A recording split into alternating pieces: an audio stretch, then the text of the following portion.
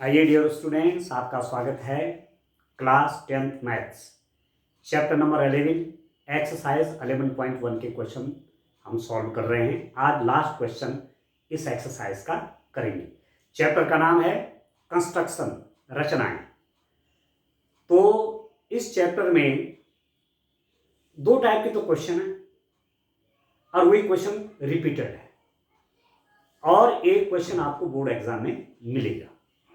ठीक है, तो आप तैयारी बढ़िया करिए और सीखिए कि कैसे हम सिमिलर ट्रायंगल बनाएंगे। जो हमारे पास मेजरमेंट दिए होते हैं किस रूप में उसका निर्माण करेंगे। तो क्वेश्चन ये देखिए आप, क्वेश्चन नंबर 7 है, लास्ट क्वेश्चन एक्सरसाइज का। एक समकोण त्रिभुज की रचना कीजिए जिसकी भुजाएं कर्ण के अतिरिक्त, कर्ण इसमें नहीं दे रखा है, टू साइड्स दी हुई है ये राइट एंगल ट्रायंगल। समकोण त्रिभुज है, दो भुजाएं दे रखी हैं 4 सेंटीमीटर तथा 3 सेंटीमीटर लंबाई की हूं। फिर एक अन्य त्रिभुज की रचना कीजिए जिसकी भुजाएं दिए हुए त्रिभुज की संगत भुजाओं की 5/3 बुनी हों। Draw a right angle in which the sides other than hypotenuse are of length 4 centimetre and 3 centimetre. Then construct another triangle whose sides are 5/3 times the corresponding sides of the given triangle। एक right angle triangle पहले बनाना है। उस right angle triangle की दो भुजाएं दे रखे हैं, एक भुजा आपकी 4 सेंटीमीटर है, एक 3 सेंटीमीटर की। ठीक है, एक समकोण त्रिभुज दे रखा है जिसकी दो भुजाएं दी हुई है आपको, एक 4 सेंटीमीटर और एक 3 सेंटीमीटर है कर्ण के अतिरिक्त। ठीक हो गया। तो पहले तो समकोण त्रिभुज बनाना सीखिए। एक साइड कितना है, 4 सेंटीमीटर है, तो मैंने कहा एक साइड 4 सेंटीमीटर है। ठीक है, राइट एंगल ट्रायंगल के यहां पर 90 डिग्री एंगल बनाइए। ये साइड है 3 सेंटीमीटर, ये 90 डिग्री का एंगल है। तो जो हाइपोटेन्यूज होगा, जो कर्ण होगा, ये कर्ण है। आर हो गया, लंब हो गया, ये कर्ण है। कर्ण कैसे निकलेगा, square root of this plus square root of this. ये तो आपने पढ़ा है, पाइथागोरस प्रमेय पढ़ी ना आपने कि समकोण त्रिभुज में आधार का वर्ग प्लस लंब का वर्ग, आधार का वर्ग धन लंब का वर्ग बराबर कर्ण का वर्ग। In a right angle triangle the square of base plus square of perpendicular is equal to square of hypotenuse. ये हो जाएगा 25 कर्ण स्क्वायर, हाइपोटेन्यूज स्क्वायर 25 है। तो कर्ण कैसे निकलेगा, कर्ण निकलेगा square root 25 that is equal to 5। जो हाइपोटेन्यूज आपका निकलेगा, hypotenuse square is equal to 25।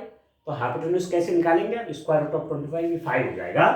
तो आपके पास तीनों साइड आ गई राइट एंगल ट्रायंगल की। हमको तीनों साइड मिल गई, एक 4 सेंटीमीटर है, एक 3 सेंटीमीटर है और ये कितना हो जाएगा 5 सेंटीमीटर हो जाएगा। ठीक है, तो सबसे पहले आप राइट एंगल ट्रायंगल बनाएंगे। ठीक है डियर स्टूडेंट।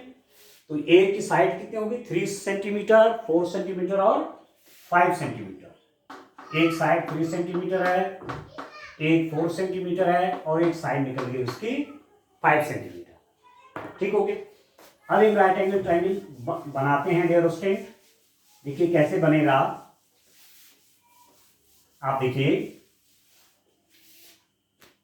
सबसे पहले मैं 3 सेंटीमीटर या 4 सेंटीमीटर जो भी है, जो भी आप करना चाहेंगे, ये खींचिए चाहे ये खींचिए। ठीक है, मैंने फॉर एग्जांपल 4 सेंटीमीटर का 4 सेंटीमीटर का लाइन सेगमेंट खींच दिया। ए बी ये 4 सेंटीमीटर है। यहां पर मुझे 90 डिग्री एंगल बनाना है, 90 अंश का कोण बनाना है। तो 90 डिग्री एंगल कैसे बनाते हैं, कंपास में इस लाइन सेगमेंट का आधे से अधिक दूरी का चाप लगाइए ऐसे। ठीक है, ठीक है ना। कैसे 90 अंश का कोण बनेगा, यहां पर प्रकार के नोक रख करके आधे से दूरी का चाप लगाइए। ठीक है डियर स्टूडेंट, फिर दूरी नहीं बदलेंगे, एक चाप ये हो गया और एक चाप आपका ये हो गया। फिर ये जो चाप है इसका आधे से अधिक दूरी का यूं करीब बदलेंगे नहीं, दूरी ये हो गया, तो इसको आप मिलाएंगे तो ये 90 डिग्री का एंगल, ये 90 डिग्री एंगल बनेगा। इसमें से आप 3 सेंटीमीटर काटिए तो कंपास में, ठीक है, पटरी आपके पास होगी स्केल, उसमें आप 3 सेंटीमीटर ले लेंगे, इसको आप काट दीजिए, यहां आपने इसको ज्वाइन कर दिया, ठीक हो गया। ए बी सी हमारे पास जो ट्रायंगल बना, राइट एंगल ट्रायंगल जो बना डियर स्टूडेंट, जो समकोण त्रिभुज हमारे पास बना वो बना ए बी सी, ये बना राइट एंगल ट्रायंगल, ठीक है, ये बना समकोण त्रिभुज ए बी सी। ये साइड 4 सेंटीमीटर है, ये साइड आपकी 3 सेंटीमीटर है, ये साइड 5 सेंटीमीटर, या अपने आप 5 सेंटीमीटर हो जाएगी। क्लियर है, ठीक है ना डियर स्टूडेंट, ठीक है ना। अब क्या करना है, एक दूसरा ट्रायंगल बनाना है। एक अन्य त्रिभुज की रचना कीजिए जिसकी भुजाएं दिए हुए त्रिभुज की संगत भुजाओं की 5/3। अब ऐसे तो आपने बहुत से कंस्ट्रक्शन कर ली, तो तरीका क्या है, दूसरा ट्रायंगल बनाना है जिसकी साइड्स दिए हुए ट्रायंगल के साइड्स की 5/3 हो। Then construct another triangle whose sides are 5/3 times the corresponding sides. जैसे साइड है तो इसकी साइड है, वो नया वाला जो ट्रायंगल बनेगा उसकी साइड इस साइड का 5/3 होगी, ठीक है, ठीक है ना। जो ट्रायंगल बनेगा उसकी साइड इस साइड का 5/3, तो 5/3 का मतलब होगा 3 को मैं 5/3 से मल्टीप्लाई करूंगा तो 5, ये वाली साइड 5 सेंटीमीटर की हो जाएगी, ठीक है। ये वाली साइड कितने की हो जाएगी, ये वाली साइड भी 5/3 उसका कर लीजिए, लगभग 5 × 5/3 कितना होगा, 8.3 सेंटीमीटर उसकी लेंथ। तरीका क्या है, कैसे बनाएंगे, एक न्यूनकोण बनाती हुई किरण खींचिए, ठीक है, ठीक है। Draw a ray making an acute angle just opposite to this C. इस वर्टेक्स सी के अपोजिट इस पॉइंट से एक न्यूनकोण बनाती हुई किरण खींची, हो गया।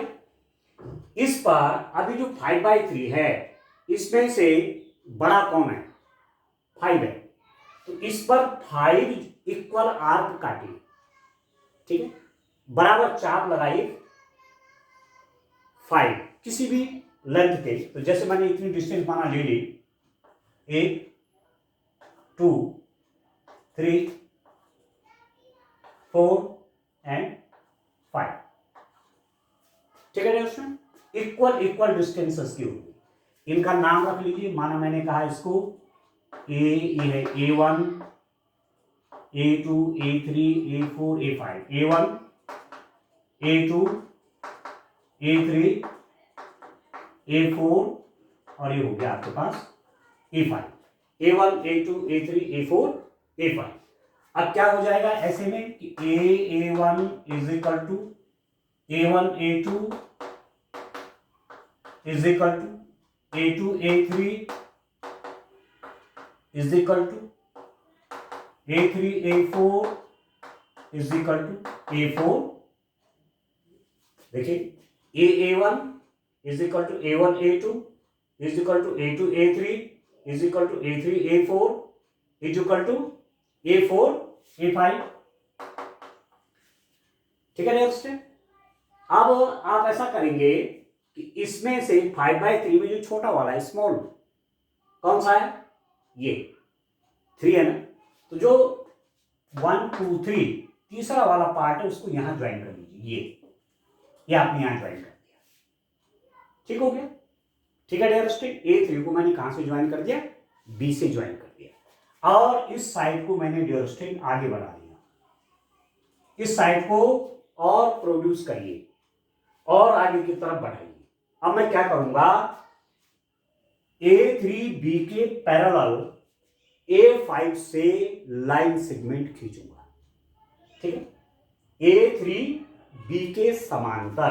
अब जितना ये एंगल है A3B के पैरेलल A5 से क्या खींच दूंगा, लाइन सेगमेंट। अब कैसे बनाऊंगा, जैसे मैंने कोई आर्क ले ली, देखो ऐसे, अभी चेंज नहीं करेंगे डिस्टेंस, यहां पर भी उतना एंगल बनाएगा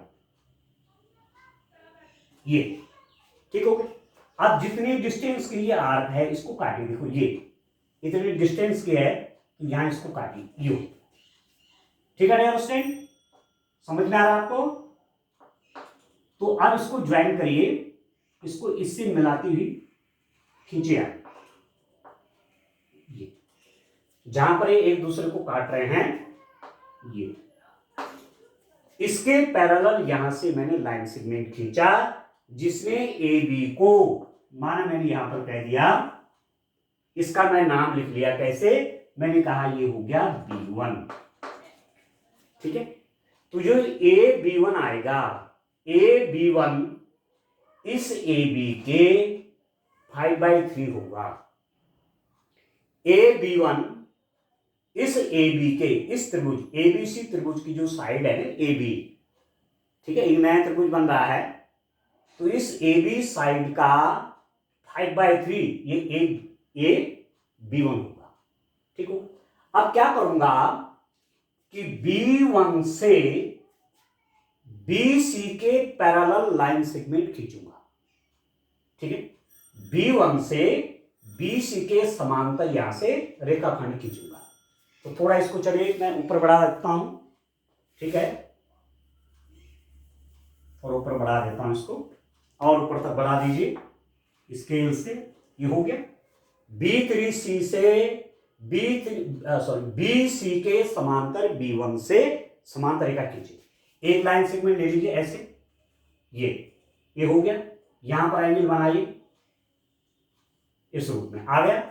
अब जितना एंगल के बराबर एंगल, जितना एंगल यहां पर है उतना एंगल यहां पर बनना चाहिए इसके साथ, ठीक है। तो मैंने एक आर्क ले ली कोई, ये वो उसी लेंथ के मैंने एक आर्क यहां भी खींच ली। अब ये आर्क कितनी लेंथ की है, तो यहां पर प्रकार के नोक रख करके, कंपास का टिप रख करके इसको नापिए, देखिए ये है, तो आप ऐसा करिए यू, ठीक हो गया। तो आप क्या करेंगे डियर स्टूडेंट, इसको मिलाती हुई आप एक रेखाखंड ड्रॉ कर देंगे, एक रेखाखंड खींच देंगे, ये ठीक है। तो इसको लिख देता हूं मैं C1। तो ये जो मेरे पास AC1 आया, ये AC1 इस AC का 5/3 होगा। तो AC का 5/3 मतलब 3 को जरा 5/3 से मल्टीप्लाई करिए, इससे ये कट गया तो कितना आ गया, 5 आ गया। तो ये आपका AC1 5 सेंटीमीटर का होगा, AC 3 सेंटीमीटर का, तो AC1 कितना हो गया, 5 सेंटीमीटर।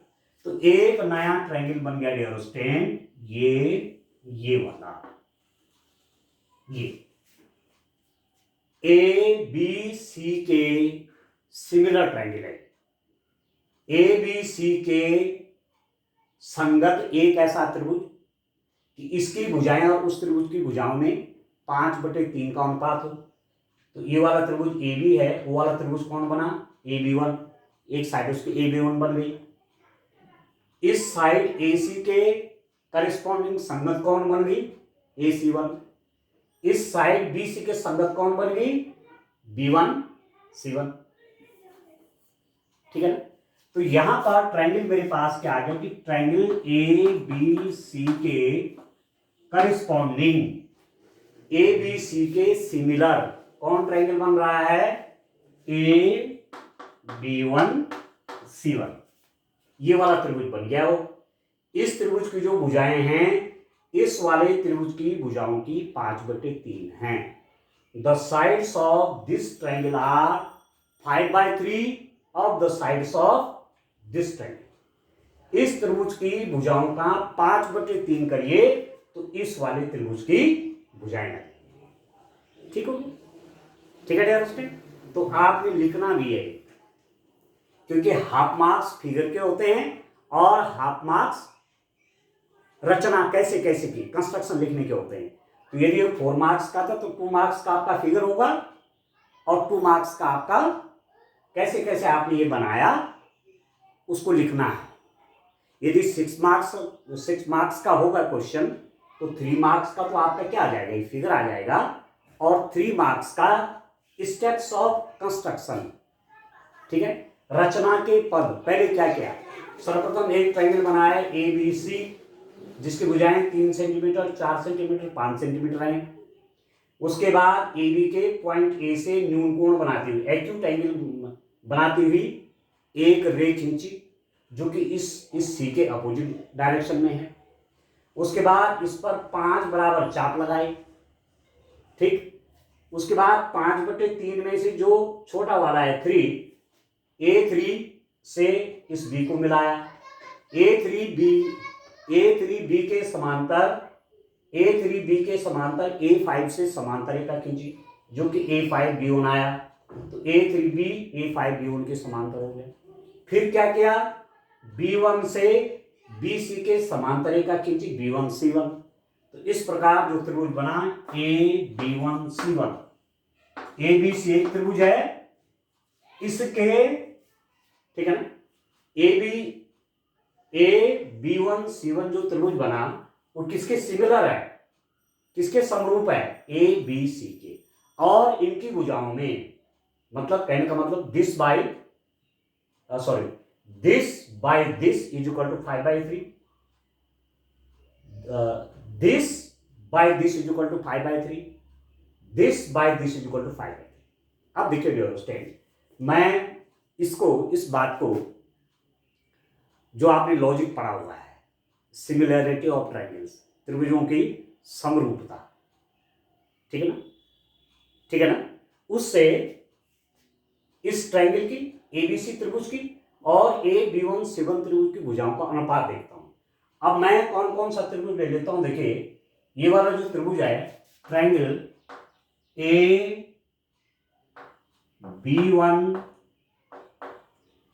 AB1A5 सिमिलर है, कैसे, AB3 के। ये वाला त्रिभुज, ये वाला ट्रायंगल इस वाले ट्रायंगल के सिमिलर है, ये वाला त्रिभुज इस वाले त्रिभुज के समरूप है। आप बोलेंगे समरूप कैसे होंगे, क्योंकि ये वाला जो एंगल है ना वो इस ट्रायंगल का भी एंगल है और ये वाला एंगल इस वाले ट्रायंगल का भी एंगल है, तो सेम एंगल हो गए, ठीक। फिर हमने क्या किया था, इस एंगल के इक्वल एंगल यहां पर बनाया, ये कोण इसके बराबर है, ठीक है। इस वाले त्रिभुज का ये वाला एंगल, इस वाले त्रिभुज का ये वाला एंगल, ये तो सेम हो गया, कॉमन एंगल हो गया। दूसरा, इस वाले त्रिभुज का ये वाला एंगल इस वाले त्रिभुज के इस एंगल के बराबर हो गया, क्योंकि हमने खींचा ही इसके बराबर है, बनाया है, ये एंगल इसके बराबर बनाया है, तो तीसरा कोण अपने आप बराबर हो जाएगा कि नहीं हो जाएगा। तो यदि एक त्रिभुज के 3 कोण दूसरे त्रिभुज के 3 कोणों के बराबर हों तो त्रिभुज क्या हो जाता है, समरूप हो जाता है, ठीक है। If 3 angles of a triangle is equal to corresponding angles of the another triangle, then these two triangles become similar triangle। एक त्रिभुज के 3 कोण दूसरे त्रिभुज के 3 संगत कोणों के बराबर है तो त्रिभुज समरूप होते हैं। अब समरूप हुए, इसका मतलब इनकी करिस्पॉन्डिंग साइड में भी सेम रेशियो, दो समरूप त्रिभुज जब हो जाते हैं तो उनकी संगत भुजाओं में समानुपात होता है। When two triangles become similar, then their corresponding sides are in equal proportion, ये आप जानते हैं। तो इस साइड आप देखो, इस वाले ट्रायंगल की ये वाली साइड, इसका मतलब हुआ कि A5 divided by A5 divided by ये A3 इज इक्वल टू क्या हो जाएगा dear student, AB1 divided by AB is equal to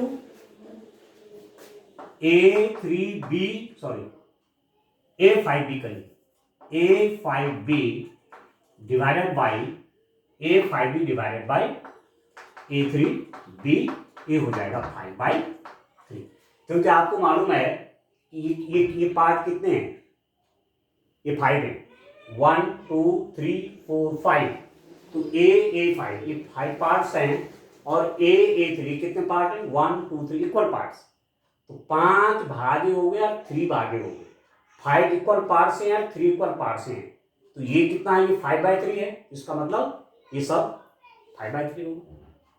ठीक है, ये 5/3 आ रहा है, अरे तीनों इक्वल हैं, ये भी 5/3 होगा, ये भी 5/3 होगा। अब इन ट्रायंगल की देखिए आप कि ट्रायंगल ABC, मैंने कहा ट्रायंगल ABC सिमिलर है AB1C1 के। क्यों सिमिलर हो गया? ABC के समरूप AB1C1 क्यों हो गया?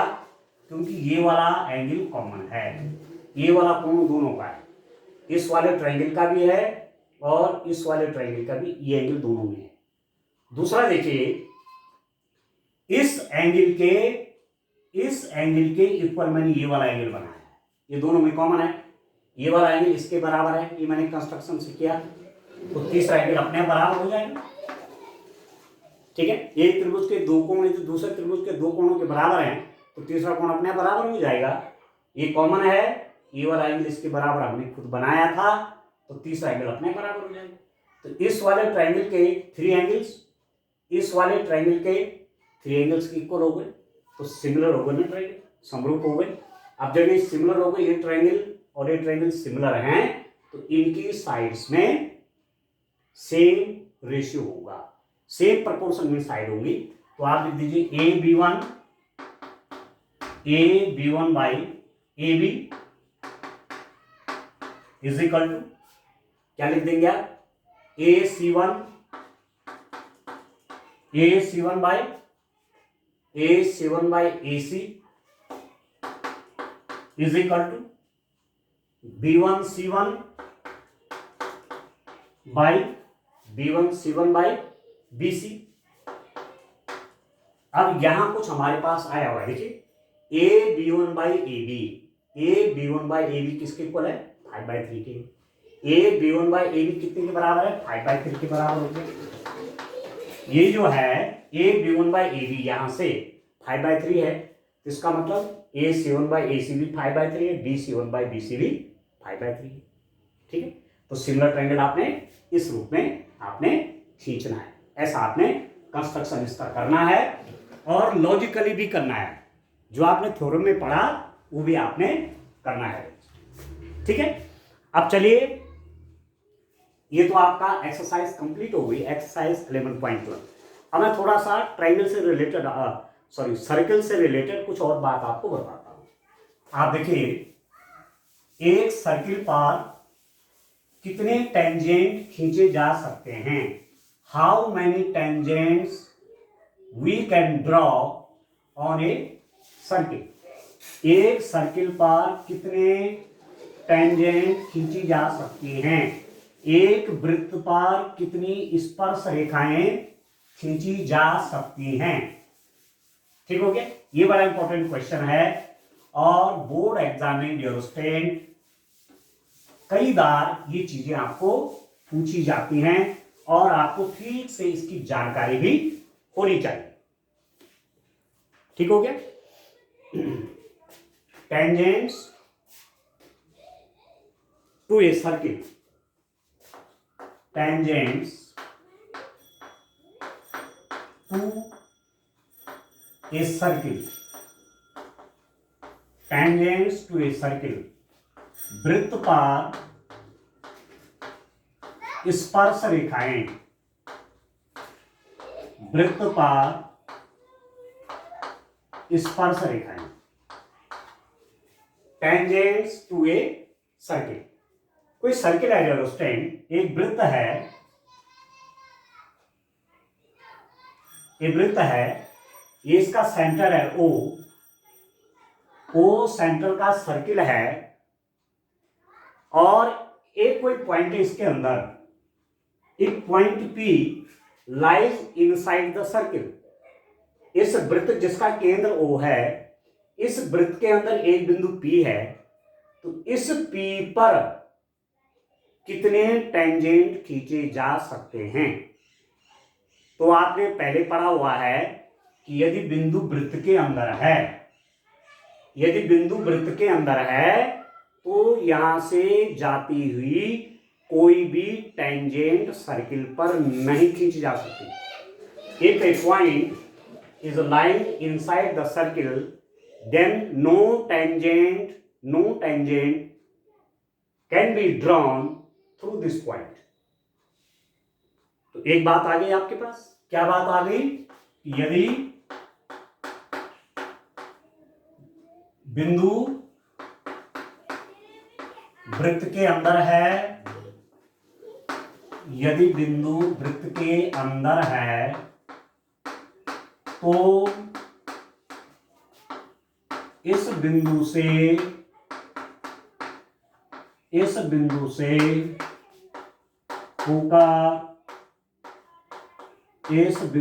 होकर जाने वाली,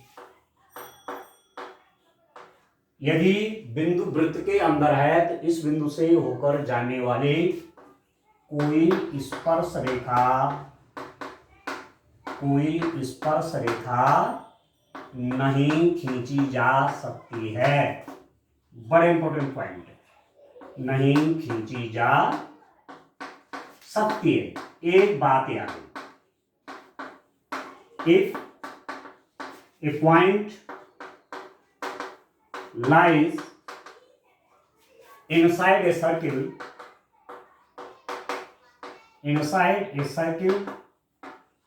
then no tangent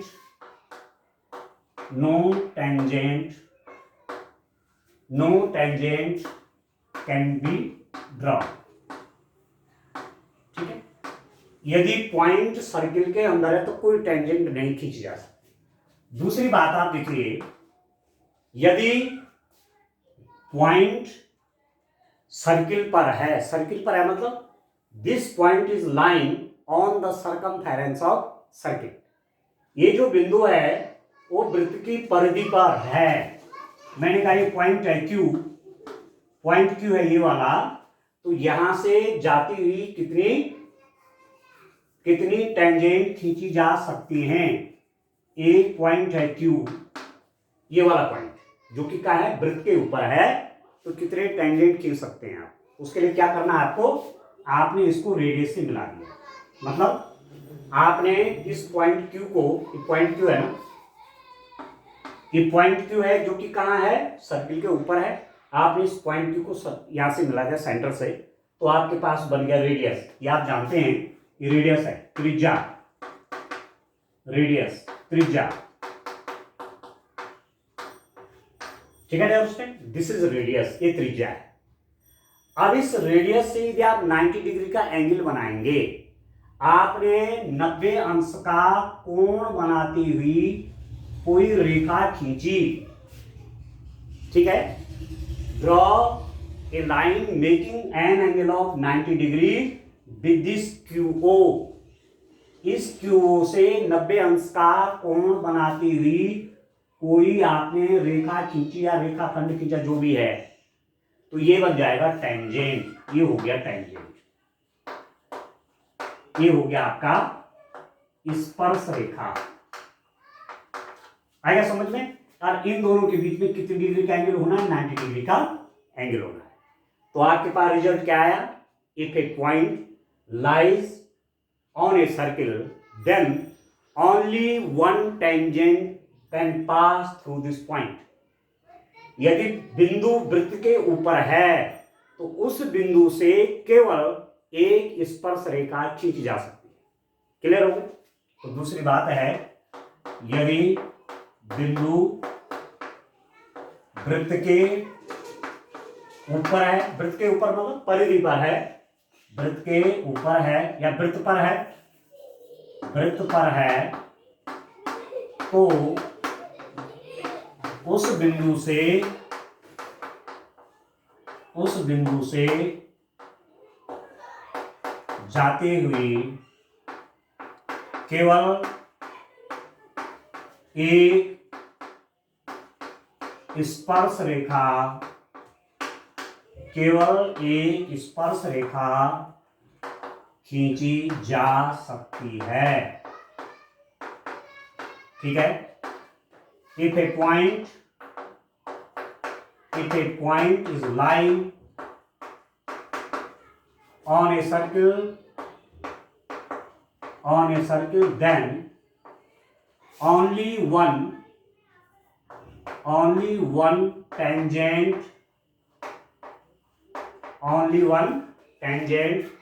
can pass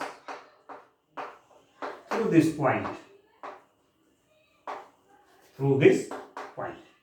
अब आप बहुत क्लियर समझ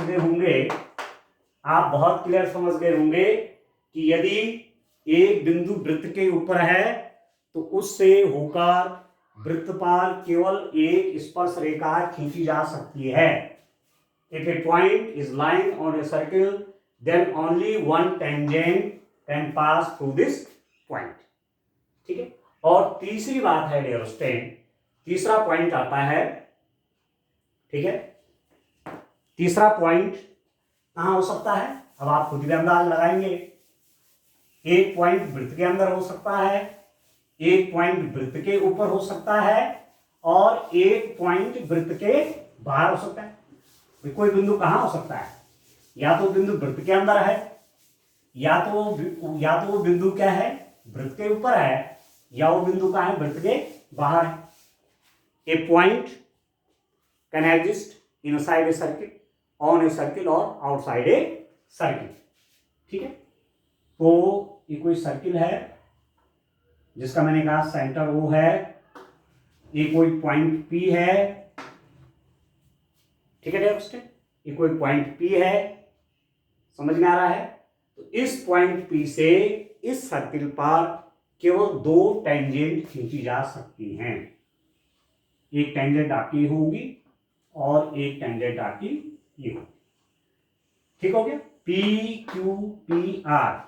If a point is a line outside a circle, then only two tangents can drawn through this point. ठीक है. यदि कोई बिंदु वृत्त के बाहर है, इस बिंदु से वृत्त पर दो स्पर्श रेखाएं खींची जा सकती हैं और उनकी लंबाइयां समान होती हैं. जो स्पर्श रेखाएं PQ बराबर PR. क्लियर है? क्लियर है दोस्तों? ठीक है. मैं लिखूं कि आप खुद लिख देंगे? देखिए, तीसरी बात थी, यदि बिंदु वृत्त के बाहर है तो इस बिंदु से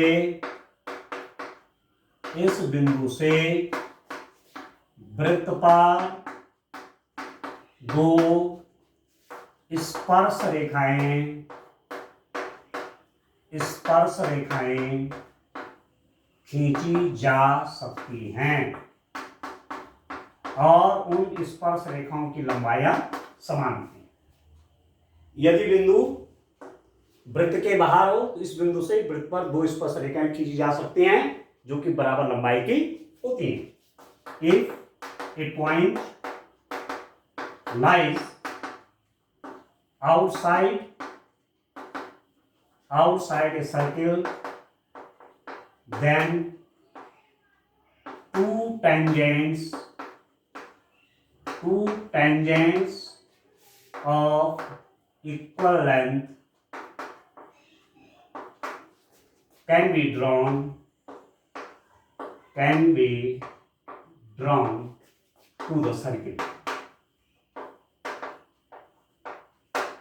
If a point lies outside a circle, then two tangents of equal length can be drawn to the circle. किसी बाह्य बिंदु से वृत्त पर कितनी स्पर्श रेखाएं खींची जा सकती हैं? दो स्पर्श रेखाएं खींची जा सकती हैं. Only two tangents can drawn from outside of a circle. Outside कोई पॉइंट है, वहां से सर्किल पर केवल दो ही टेंजेंट खींची जा सकती है. ठीक है. इसका कंस्ट्रक्शन भी मैं आपको बताऊंगा नेक्स्ट लेक्चर जब मैं लूंगा. तो कैसे कंस्ट्रक्शन करेंगे, आउटसाइड कोई पॉइंट है सर्किल के, वहां से दो टेंजेंट कैसे ड्रॉ होती है. ठीक है दोस्तों. तो आगे इस कंस्ट्रक्शन को भी मैं आपको बताऊंगा. Thank you.